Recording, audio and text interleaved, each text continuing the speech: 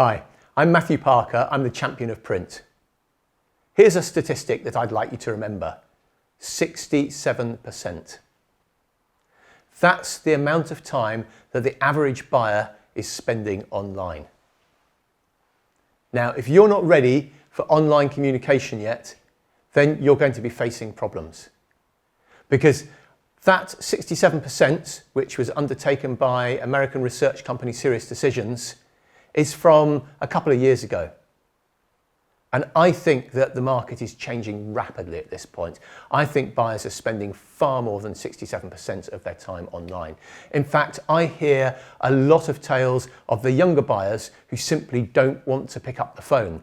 It's like they're afraid to have a conversation with a real human being. They certainly don't want meetings. And that means that if you're using traditional sales methods and you want to have one-to-one conversations with people, you're going to be facing problems. So my question to you today is, what are you doing to make sure that you can communicate with buyers online? Because if you don't communicate with buyers online, you are going to be losing out on these conversations. Buyers will not be engaging with you. They'll be going to the companies where they can communicate online. And there's probably a big shift here as well, because actually that will encourage them to go more to the online printers where they can carry out everything without ever having to speak to someone. And for some print jobs that works really well. But if you're trying to sell your customers more value-added solutions, you're in a marketplace where the average online printer isn't. But you will only be able to make those sales in the future if you've got that online presence.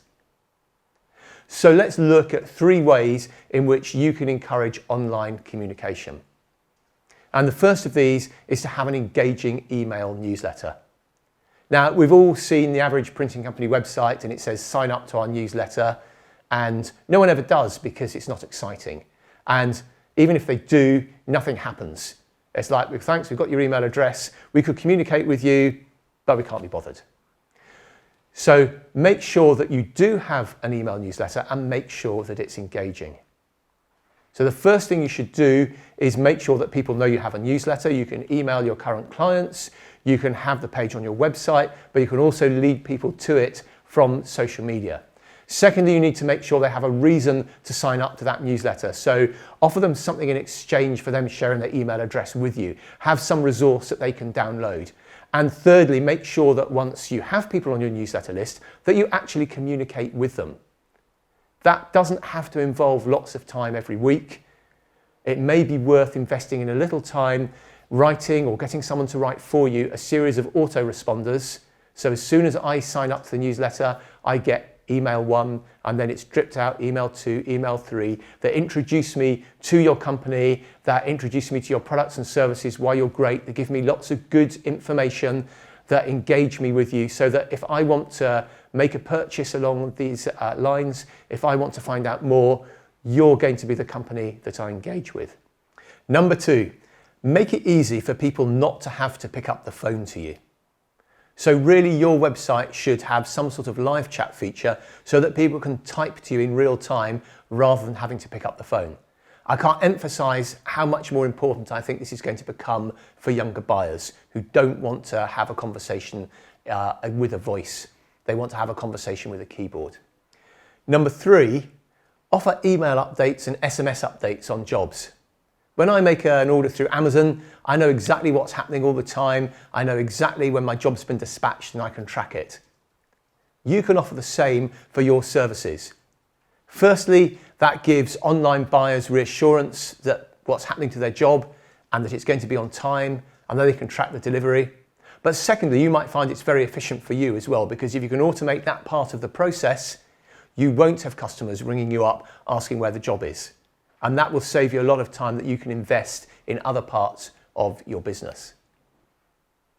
Now, some of you may see these things as quite scary. It can be hard if we're used to spending our time talking to people, emailing people, to move to this new automated landscape. And some people will object. They'll say that it's all about relationships. And you know what? I agree with those people. It's just that the format of that relationship is changing. You still need to create a relationship with your prospects and your customers, and you can do that online. It's a different way of thinking, but it's a way of thinking that you need to have if you want to engage with today's younger buyers. So it's still about those relationships, but it's about online relationships. It's something that not all of us are probably comfortable about. I still like to sit down and talk to people, or at least have a video chat with them. But I have to remember that not everyone wants to do this. And it's not about me, it's about my prospects and my customers. So I need to be in my prospects and my customers' world, in their comfort zone. And if they want to communicate online, I need to do that. I need to remember that statistic, that 67%. If I don't let people communicate with me online, I'm going to lose 2/3 of that buyer journey, and that's probably enough to lose me business and lose me customers. So I'd like you to remember that 67% as well, because that can make a big difference as to whether people will engage with your business or not.